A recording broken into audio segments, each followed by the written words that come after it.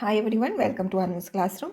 In this video, we'll be continuing with our discussion on the important questions and answers on MMPC 4, that is accounting for managers. So, as we said in the previous videos also, and just reiterating, we will have an option of 8 questions out of which we need to answer at least 5. And out of these 8, generally, at least 1 or maximum of 2 mathematical questions will be asked. That is the pattern so far. So, in case you are not confident in how to create a trial balance or balance sheet or things like that, especially it is the case with people from the non-commerce background, please don't get disheartened. You still have a good enough chance to ace this exam with flying colors if you are thorough with all the concepts. Okay, like what is cash flow, what is accounting, what are the different concepts of accounting, break even analysis, like all the theory part of it. If you are well versed in that, you will definitely get good marks, because out of 8, you give or take 1 or 2, you still have an option to choose 5 out of at least 6 uh, theory questions. Okay, so without wasting much time, let's get started. So the first question we'll be tackling is define accounting and discuss the scope of accounting and the information needs of various users of accounting information. So AICPA, we have different accounting definitions. So the AICPA definition of accounting is that it is the art of recording, classifying, summarizing, uh, uh, summarizing in a significant manner and in terms of money. Okay, in terms of money, the transactions and events which are at least in part of financial character, and interpreting the results thereof, right? So we had uploaded an introduction video into accounting, which discussed in detail the definition, the scope, all, and the various users, all these things about accounting information. I leave a link to that video. You can go and listen to it to get more details on what all things you can write in this question. Okay, for such a question. Now, the next question is discuss the classification of all the items that appear in your balance sheet. Okay, so what are the items that could appear in your balance sheet? In a balance sheet, as we all know, it will have two parts, right? One where we write all our assets, and the other where we write all our liabilities.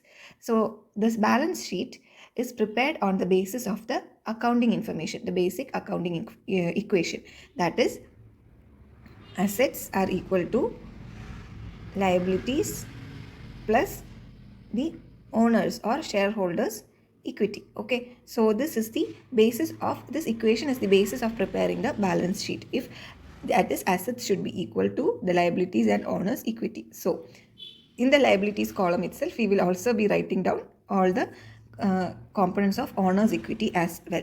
Okay, so we can broadly classify the items into assets and liabilities as well as owner's equity. So assets could include cash, inventory, your accounts receivable, investments, prepaid expenses, all the fixed assets and all those things. Okay, liabilities could be your long-term or short-term debts like loans payable, accounts payable, allowances for any doubtful accounts, accrued liabilities, tax payable.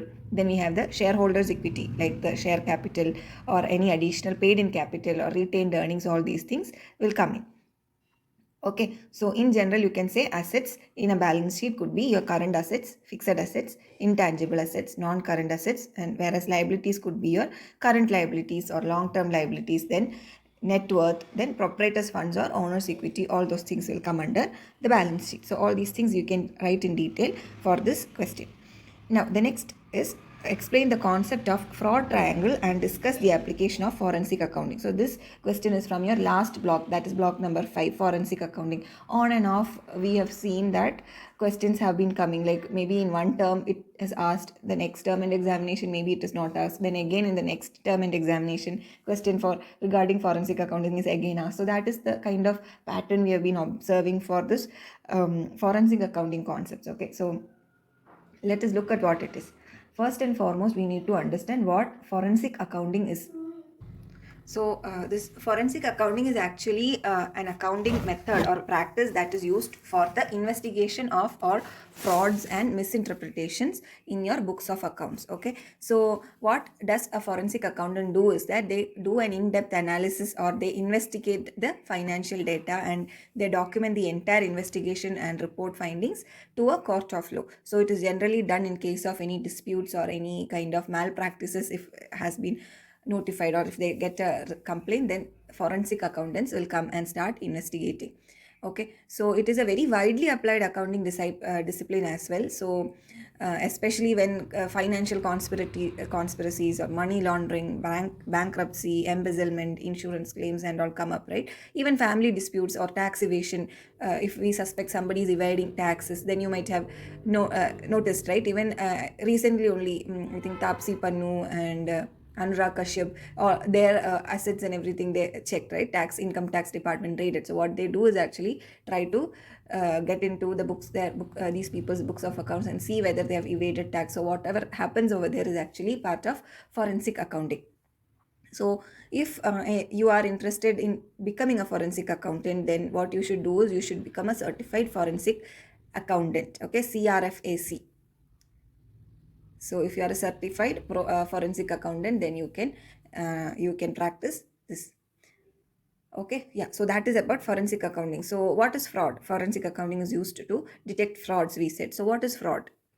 Fraud actually refers to a deception. Okay, fraud is nothing but a deception. Uh, that is intentional deception, and is caused by an employee of the organization for personal gain, means it is a fraud. Okay, so it's not since we are talking about the business concept, we are saying about the employee, but in personal life also you might have come across many fraudsters, right? They deceive you with intentionally deceive you for their own gain, so that is a fraud. So yeah yeah, so one of the methods in which we do fraud, we said, is money laundering. Okay, so do you know what is money laundering? So in Malayalam, the term for money laundering is actually Kallapanam Velapikyan Parai. Okay, so that is Kallapanam, that is illegal money, okay, or black money, the money that we've obtained in through illegal ways. Okay, that money we are trying to whitewash it. Okay, that is maybe we will transfer it through some foreign banks, or maybe we will start use that to open a business or something of that sort, or maybe we'll donate a portion of it to a charity, or get or buy very costly art items from art galleries and all. So all these things are actually things that people do to whitewash their illegal money or black money, and that is called money laundering actually. Okay, for those of you who are interested in knowing, don't do money laundering. Okay. Okay, so what is fraud triangle? So as the name suggests, it is a triangle, it has three spokes. So what are the three spokes in this fraud triangle? So the first is what you can say, an opportunity. The opportunity. Then the second spoke is what you can say, incentive or a pressure. Okay, a perceived pressure to do fraud. Okay, and the fourth is what you can say, rationalization. That is trying to reason about why you actually had to commit the fraud. So first is, there should be an opportunity for the person to commit a fraud. There should be an opportunity. Just because there's an opportunity, not everybody will commit a fraud. There should also be an intention or an incentive to do the fraud. There should be some perceived pressure, right? Maybe somebody is forcing you or blackmailing you, or maybe you are in very what you can say, financial crisis you're going through. There should be an incentive. Okay, then comes rationalization. That is justifying why actually you did it to your own, to soothe your own guilty consciousness, right? So that is fraud triangle. So what are the opportunities? Like maybe there is a weak internal control, or maybe some poor tone at the top, we say. That is what you can say, how do we explain, that is like maybe the top management or the board of directors, they are not very ethical, they don't show integrity, or they are not honest. Then that means there is a very poor tone at the top. The top management itself is shady. Okay, so then also you will get an opportunity to do fraud, right? Or there is inadequate accounting policies in your system. in your business, then there is an opportunity for anybody working over there to commit a fraud, right? Then comes the incentive. That is, maybe they'll get a bonus based on the financial metric. Then they might think of tweaking the numbers a bit, right? Or maybe there is an investor and analyst expectations that need to be met, or some sort of a personal incentive. Okay.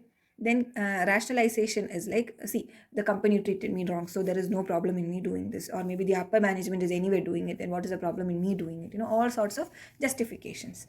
Okay. So that is the concept of fraud triangle. Now, applications of forensic accounting. So naturally we said, right, what are some of the applications uh, to detect business fraud, tax fraud, or securities fraud, maybe insurance, to get insurance claims, money laundering, right? Marital or family disputes, all these things.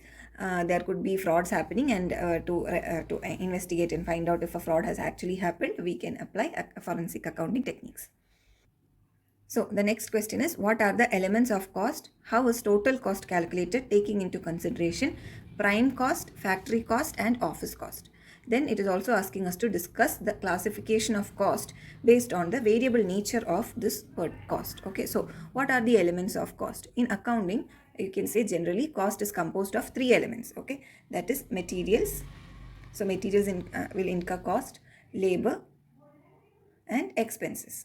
Okay, so materials, labor, and expenses, these could what you can say, these could result in both direct or indirect cost as well as overheads, right? So uh, what are the elements of cost? Materials, labor, and expense. They could incur indirect cost, direct cost, or overheads.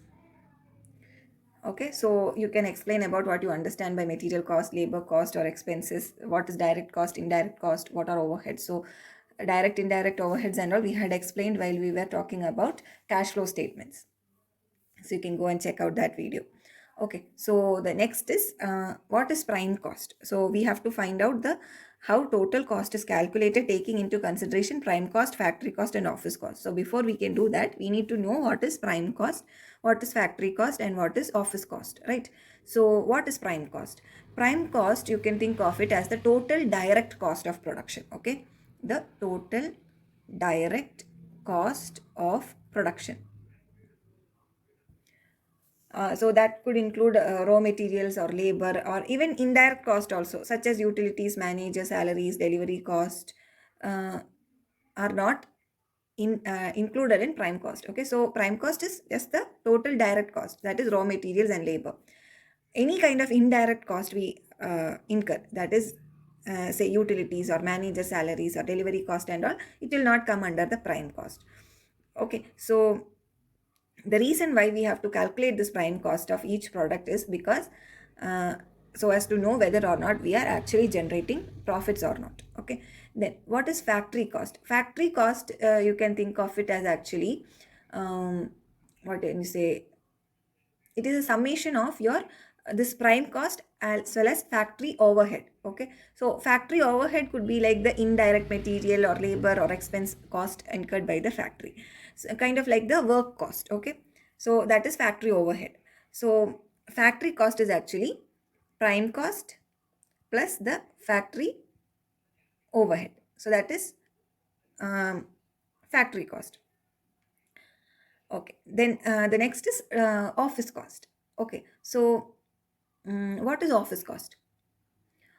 Office expenses or office costs, they are related to the operation of the business. Okay, like even website services or computer software, domain name, your merchant fees, phones, office bill, yeah, office phones bills, the employee cell phones bill, or the internet reimbursement, all these things come under office cost. So you can kind of think of it as like your administration cost. Okay, um, so office cost, you can think of it as the factory cost plus the office administration overhead. Okay, so what will be the total cost? Total cost will have to consider your prime cost, factory cost, and office cost. Then with all these things, so prime cost will have all your direct cost, factory cost will have all your prime cost as well as all the overheads, factory overheads. Office cost will have all your administration cost as well as office overheads as well. So when you summate all these things, especially when you summate Yeah, so when you submit all these things, you will get the total cost. But make sure when you submit, there is one thing, that is prime cost is the direct cost. Factory cost will also include your prime cost, as well as office cost again will include your factory cost. So make sure you balance the equation so that you don't, add up the same cost over and over again and inflate your total cost. Okay. um, yeah, so the classification of cost. So generally you can classify cost by a lot of different ways. Okay, by the element of that incurred the cost, then by the nature of the cost, by the variability or the behavior of cost, then based on the controllability, normality, function, time, all these things. But in this question they are asking us about the classification based on the variable nature only. So what we will do is we will also for now discuss only the variable aspect, but definitely you should go and check out all the different ways in which cost can be classified. Okay, so both the direct as well as indirect cost we can classify based on the variability. Okay, so based on variability you can think of cost as either variable cost, fixed cost, or semi variable cost. Okay, so based on the variability, we have three classifications, that is variable cost, fixed cost, or semi-variable cost. So what is variable cost? The cost that vary in a direct proportion to the changes in the volume of output. Okay, so that is what you can say, as your production increases, your variable cost will also increase proportionally. That is variable cost. So it could be the cost of your raw materials or your wages or direct expenses, or maybe your cost of inventory, commission on sale, all these things, right? If there are more number of products to be sold, then naturally per sale your commission will increase, right? So that is variable cost. Fixed cost, as the name suggests, it will remain unaffected. No matter how much volume you are going to output, fixed cost will remain the same. Okay, so it does not, the number of outputs that you're generating does not affect your fixed cost. For example,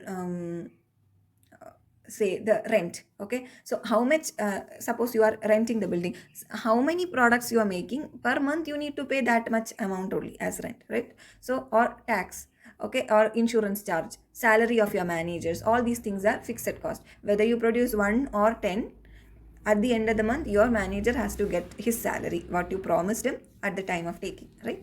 So that is fixed cost. Then comes the semi variable cost. Those are costs which tend to vary a little with the changes in the volume of the output or the sale.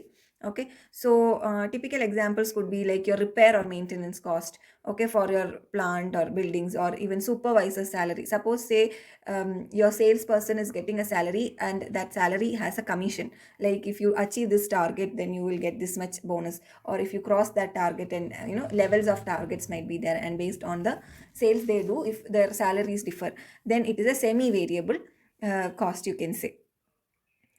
Okay, so those are the classifications of cost based on its variable nature. Next is, what is an annual report? So an annual report is actually what you can say, it is a corporate document that is given to the shareholders, especially shareholders, which tells about the company's financial position. Okay, uh, as well as what all operations they had done in the previous year. So as the name suggests, it is an annual report. It is given to your shareholders. Okay, so that is annual report. So there is actually there is a format for creating annual reports. Generally it is a few pages long. So the first part, or the front itself, it will be a very beautiful eye-catching combination of all these graphics and photos, and how the trend is moving upward, and all such graphics and all, to give a positive feeling of you're gonna read something very good, and it's gonna make you very happy, no matter what all things might be there inside the report, right?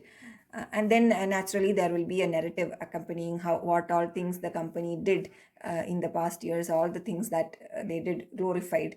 Okay, in a good manner, they'll glorify that they did this, they did that, they achieved this, they got this award, they participated over here, they gave salary, they took a lot of people on, they onboarded a lot of many people, maybe they'll congratulate all their new team members, all such things will be there, right? And then they will start with the actual thing, that is they may also talk about how they, what is their vision, or their, yeah, going forward for the next couple of years, maybe the next year, how they're planning to expand and all those things. And then they will tell about all the detailed reports, that the financial and operational information and all the detailed balance sheet and all the cash flow statements and everything will come up in the later part of this annual report, right? So there will be letters to shareholders from the CEO, there will be a narrative text, there will be management's discussion and analysis. Okay, then there will be the balance sheet, the income statement, cash flow statement, notes on financial statements, auditor's report, summary of all the financial data, the accounting policies that they are following, all such things will come up in the annual report. Okay, so definitely, as we said, right, there will be a few sections and there are a few steps that we have to follow to convey this amount of information, at least a certain amount of information that is legally required to be shared for these companies. And most often what companies do is they hire auditing companies or external auditors who are will be tasked with writing these annual reports. Okay, so yeah, so that is the annual report. So you can so I hope you got an idea of what all things you have to write when a question comes about annual report, its significance, and what all informations are contained in the annual report. Okay, so the next question is, what are bonus shares, why are they issued, how they differ from rights shares, what is the effect of price of a company's share after these shares, that is bonus share and right shares, are issued by the company, and they're asking us to discuss giving reasons. Okay, so what are bonus shares? First let us discuss that. Okay, bonus shares are what you can say as the so shares, you know, right? Shares are kind of like when you own a share, it means you are owning a part of the company worth that amount. Okay, so it is a kind of what you can say tool for getting public funds, or for raising capital from the public. Okay, by listing in the share market and all, we invest in the company's shares, that is we are trying to buy a few shares, that and those many shares will give us, what you can say, our money will be used as capital for them, and in return we are having that ownership of that company. Okay, that much percentage of ownership of that company.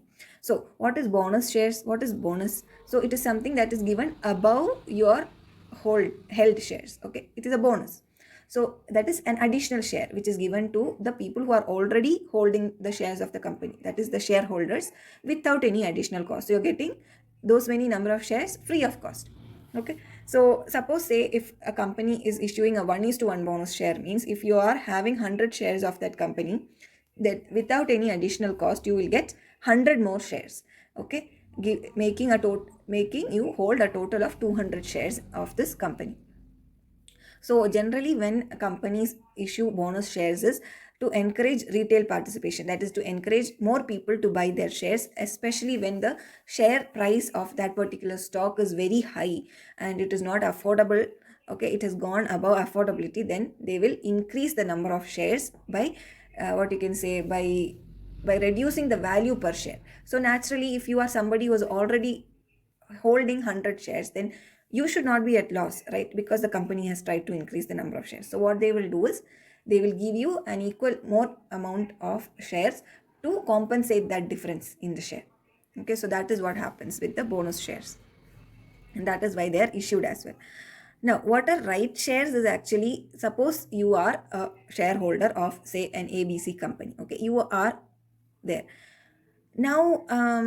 What you can say, yeah, so the company is trying to give more shares. Okay, to they're trying to bring out more shares into the market. So since you are already a shareholder, the company is offering you a proposal that the new shares which they are going to put in the market, that they will be in the existing market price itself, but since you are already a member of the company's shareholding member, so they will give you a right, or they will give you a facility to purchase this new shares for a discounted price. Okay, um, so you being the shareholder, you are at liberty to whether accept this proposal or reject it. It doesn't matter. Okay, so if you do accept it, then you will get shares for a discounted price. If you choose not to, then anyways these shares are going to go public and people can buy it from the existing market value. Okay, so that is right shares, and those, that is this proposal is called right issue and these shares are called right shares. Okay, so what happens when the company issues a right share, or when a company issues a bonus share, what happens to the value of these companies shares after such shares are issued? Okay, so what happens is that when a right share is coming into the market, it is not necessary that the existing shares values or existing shares price comes down. It may or may not decrease unless the shareholders who are holding those shares decide to sell their shares off. The how the shares price is going to go up once the additional shares go into the market, we cannot be sure. Whereas when you issue bonus shares, then it is for with the intention to reduce the existing shares price. So naturally the effect of issuing bonus shares is that the existing shares in the market, its price will go down. So it is all, the price always reduces based on the ratio in which the bonus shares has been offered. So that is about bonus shares and right shares. Let's go to the next question. That is, discuss the concept of working capital, explain the concept of operating cycle, and discuss how optimum cash balance is determined. Okay. So what is working capital? Working capital is the money that is available with the business to meet the current as well as short-term obligations. Okay. So working capital is the money or the capital that is available to meet current, or let's say short term obligations. So actually working capital can also be called as the net working capital, okay, that is NWC. And it can be viewed as the difference between the company's current assets like cash or accounts receivable or the unpaid bills from customers or such things, okay, versus or the difference between these kind of current assets and current liabilities. Okay, so current liabilities will be the accounts payable, the debts, the short term debts, and all those things. So this working capital is actually a very commonly used measurement to understand the short term health of the organization. Okay, short term health of the organization, it helps in understanding that. Okay, the concept of operating cycle is also known as the cash cycle. Okay, so it is the activity ratio that measures the average period that is required for turning all these companies' inventories into cash.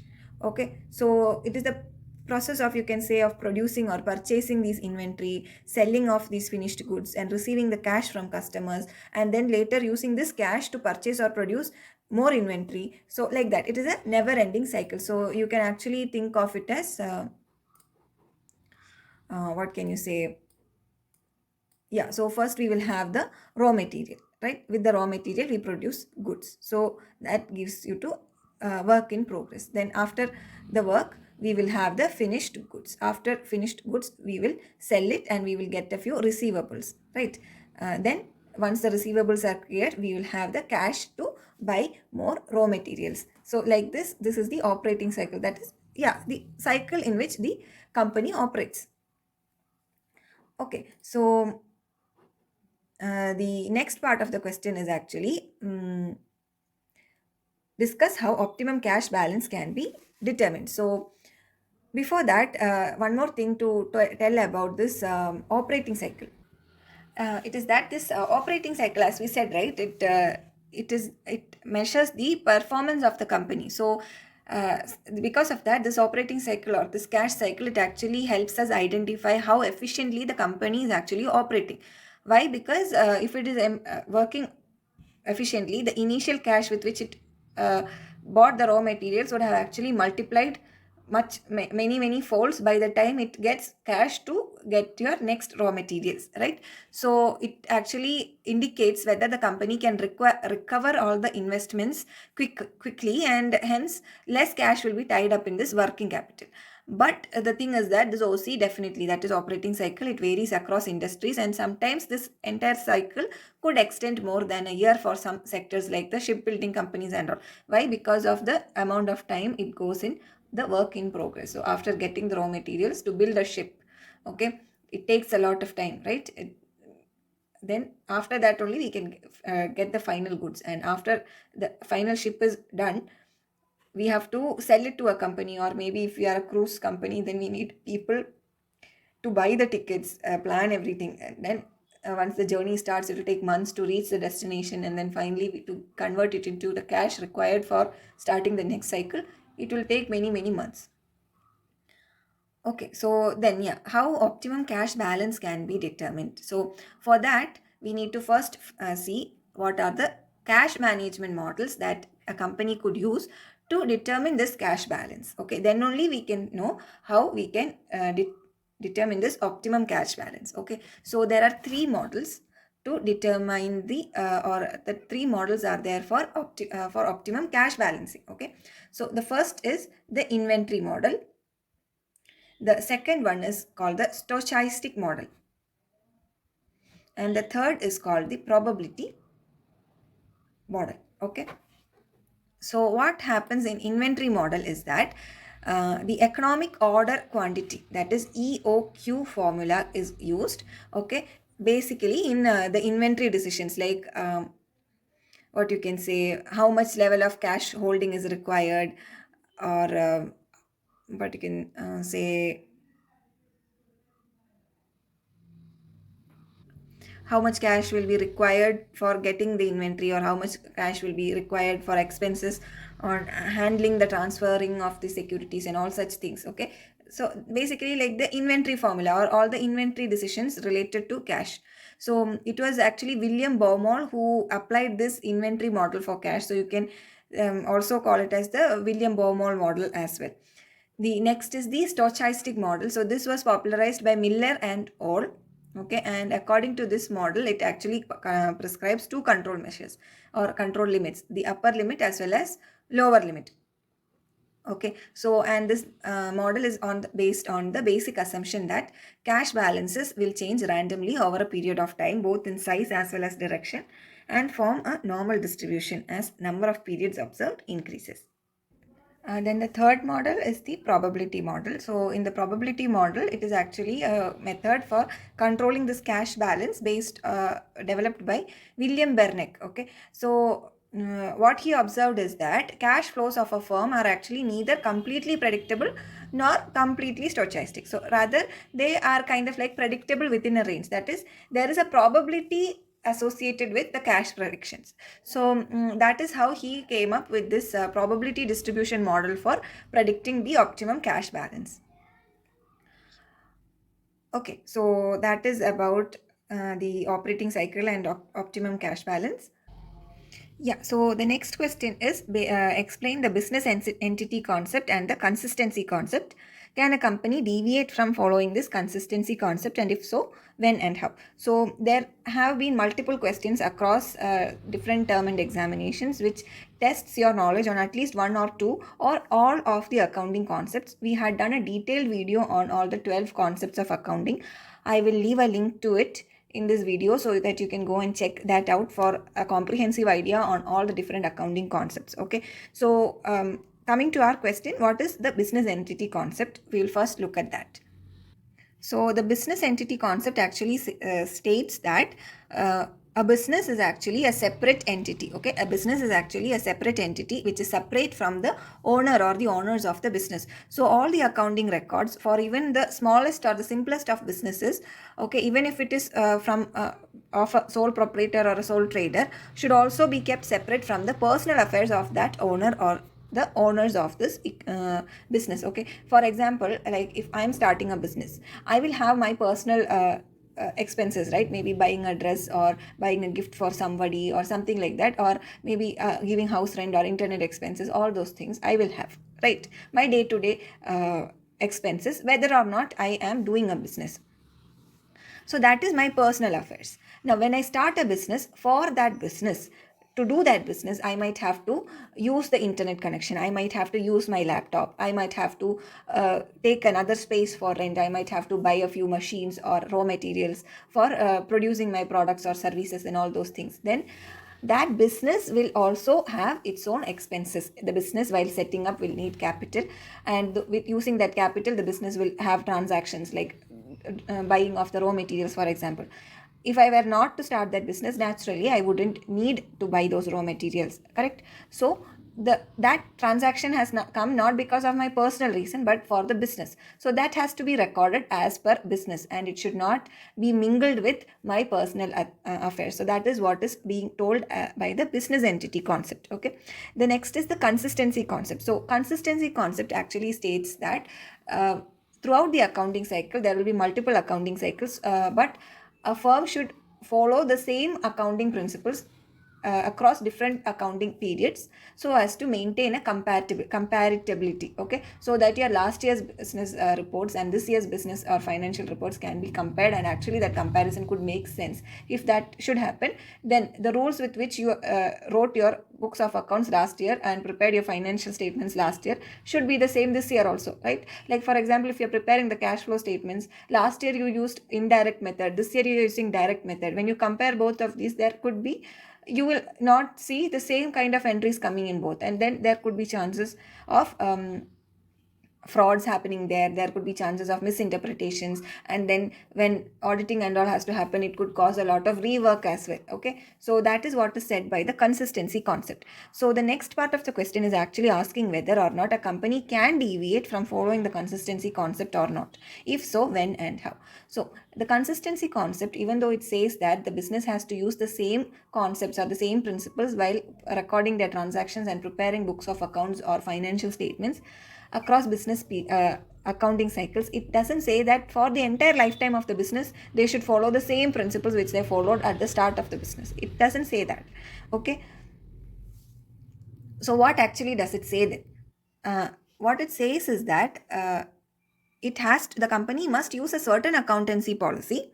Okay, but in case at a particular point of time, if the company sees that the old methodology is not fulfilling its requirements, or the new methodology, a new methodology can it will be better suited than the old one for the company, then the company can switch from this old method to the new method. Okay, but when they do so, they should make sure that all the financial transactions and everything are properly matching, and there are no misappropriations, there are no frauds or anything happening in that year where they are trying to switch. And once they switched, make sure that you follow the new approach for quite some time. Okay, it is not that in 2019 you chose one method, 2020 you are choosing another method because of all these justifications, and then 2021 you are finding that no, this is not the case, and then you're going back to the one that you did in 2019. No, that should not be done.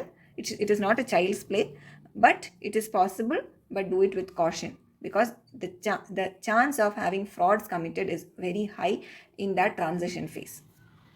So the next is explain money measurement concept and the accrual concept. What are the limitations of the former concept, that is money measurement concept? What are the limitations of this money measurement concept? Explain.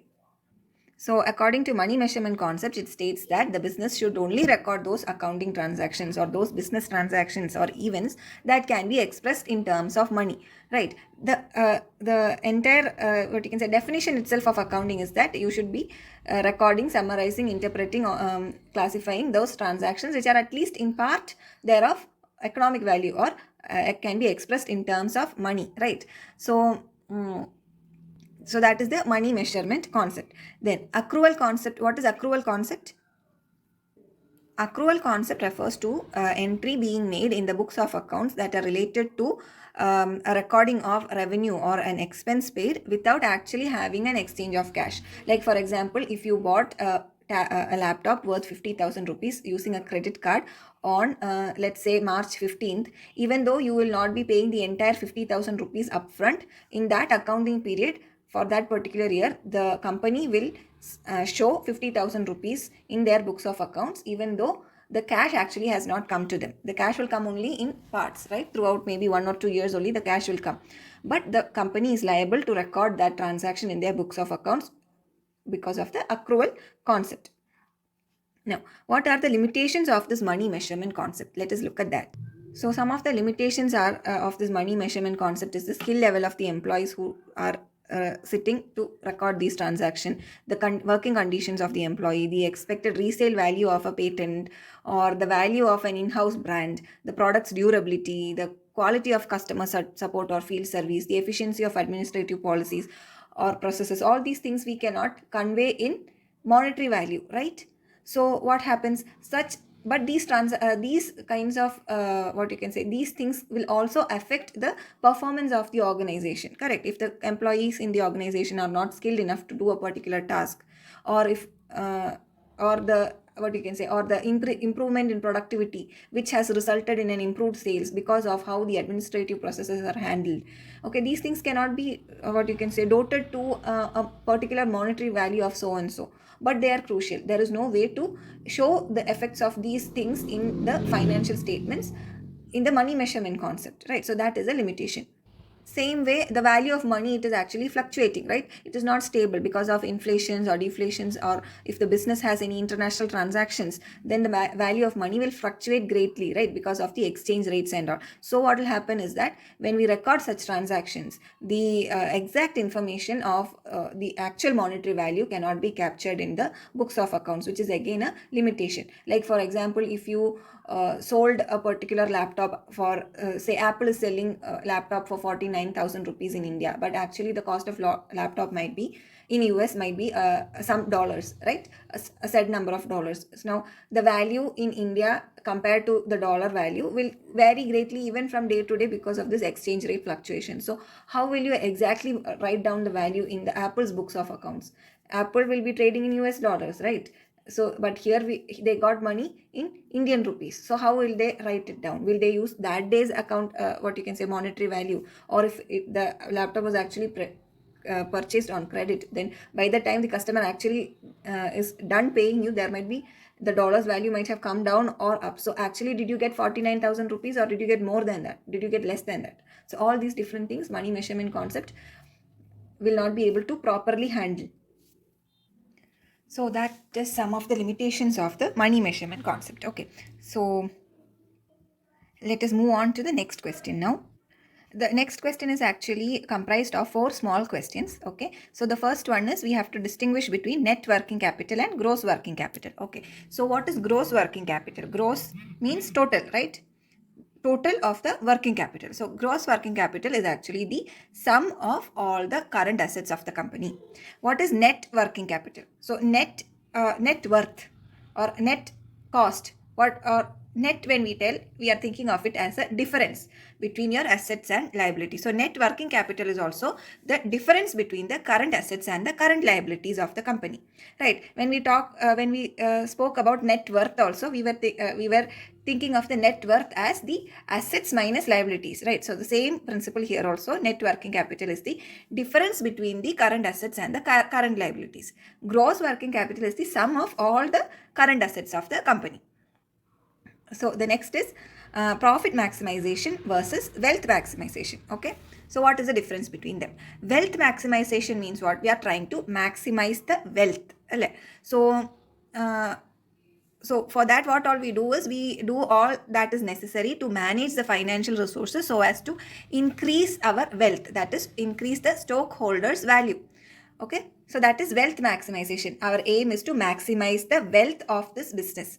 Okay, what is profit maximization? We are trying to do activities, or we are trying to operate in such a way that the company's profitability is increasing. Okay, so the financial resources that are intended to increase the company's profitability becomes profit maximization, and activities to make sure that the financial resources increase the stakeholders value is the wealth maximization. Next is out of pocket cost and opportunity cost. So out of pocket cost is those cost which requires the use of the current resources, okay, like the cash. And opportunity cost is not like the actual expense that you incur. Okay, it is the cost associated with the road which was not taken. So out of pocket cost is the cost which went out of your pocket. Actually, the cost which you had to incur, or what is the word for it? The cost that you had to bear. Yeah, the cost that you had to bear for the processes, or for the path you took in achieving your strategy. And opportunity cost is the cost that you could have had to bear in case you took the other road or the other path which you did not choose. So that is out of pocket cost and opportunity cost. So on the same on the same lines, I would also like to add about what is sunk cost. Okay, what is sunk cost? Sunk cost is the cost that you have already incurred. Okay, So out of pocket cost is kind of like the present or the immediate future cost that has to go from your cash asset. Sunk cost is the past cost, the cost you already had to incur, the already you had to bear. And opportunity cost is the cost associated with the what you can say, with the path you did not take yet. Okay, so opportunity cost is not the actual expense that you incurred while doing the business, but it could represent either a loss to the business's revenue that is actually greater than your out of pocket expense. And sometimes your opportunity cost could be less than your out of pocket cost as well, like the path which you did not take. If you had chosen that path, either you could have or suffered more loss than what you are having right now, or maybe you could have got more gain than what you are having now. We do not know, but whatever that projected or that imaginary cost is, that is your opportunity cost. Next is fixed budget and flexible budget. So fixed budget is that budget which does not change due to any change in the activity level or the output. That is fixed budget. It does not change at all. Throughout it will be constant. Okay, it doesn't change, it is static. Flexible budget, it is the budget that will change as per the activity level or the production of units. So flexible budgets will can go shoot up or down depending upon how many units you actually produced and all. So that is fixed and flexible budget. Then again we have another question which is related to the accounting concept. Here also they are asking us to tell about continuity concept and consistency concept. So consistency concept we already said, right? The processes that are used in the accounting practices, it should be consistent throughout accounting cycles. Continuity concept is also called as the going concern concept, wherein we assume that a business will go on forever unless there is an immediate threat or unless there is some what you can say extraordinary event which causes the business to terminate its operations and liquidate completely. Otherwise it goes on. That is the continuity concept. So that is the significance also of them in the accounting. We have discussed all these 12 different types of accounting concepts in detail in another video. Please do check it out. Now, how does inconsistency open doors for manipulation of reported income and assets? Explain. So this point also we had explained earlier while we were talking about consistency concept. The main aim or the main usefulness of these accounting information, it actually lies with the ability for us to compare and contrast between the reports from different cycles, so that we can say how our company is doing from with respect to the last cycle. Did it grow or did it decline? All these things, right? So for our business reports to be what you can say side by side comparable, those two should have been prepared using the same underlying principles, right? Same concepts. So that is the importance of this consistency here. Now, when there is not, the consistency is not maintained in our books of accounts, even within the company, not books of accounts, financial reports, even within the company, between accounting periods, what will happen? Side by side comparison will be hampered, right? So what will happen? There are chances for manipulation in especially how income or expenses are reported. Like for example, to inflate the profits or say deflate the expenses, and to paint the picture of a progress which actually is not there. What happens is that like for example, the case we told, right, on March 15th we bought a laptop from a say particular company by through credit. If last year it was following accrual concept and it noted down 50,000 rupees already in the books of accounts, that it is saying that it got the sale, and then next year again it is not following the accrual concept and it is starting to note write down the 5,000 per month maybe, just an example, okay, of the credit EMI dues, then there will be a problem, right? Two times the same transaction came in 2 different years. Same way, instead of following the accrual method, if for like say for example tax evasion and all, the company is saying that even though the sale happened on March 15th, we are not going to write it down because we don't want that sales to come in our taxable limits. Then also it will be a problem, right? So all these kinds of misappropriations and financial manipulations and fraud could happen with this breaking of this consistency concept, and that is how it can open the doors for manipulation of this reported incomes and assets. So I actually thought of this as a very short session, but it has become double the amount of time I actually thought we'll be spending on discussing the important question answers. But since accounting for managers is a little bit of a difficult subject, especially for people from the non-commerce background. I wanted to, do an in-depth analysis on all the important questions and answers, along with covering the important topics or important points that you need to be aware of. That is the reason why it extended a lot. Let me see if possible. I will try to do a quick revision as well, as much as possible. Anyways, we have covered almost all the important concepts through our important Q&A video itself. So all the best, study well, use your time wisely. You guys, for the December term and examination, you guys are having 2 days to study for accounting subject. Okay, use that wisely. All the best. Stay focused, use your strengths, study. If you're not from the commerce background, please don't waste your time trying to learn how to prepare balance sheet and stuff like that right now. Focus on your theory concepts and prepare for your exams. All the best. See you in the next video. Bye bye.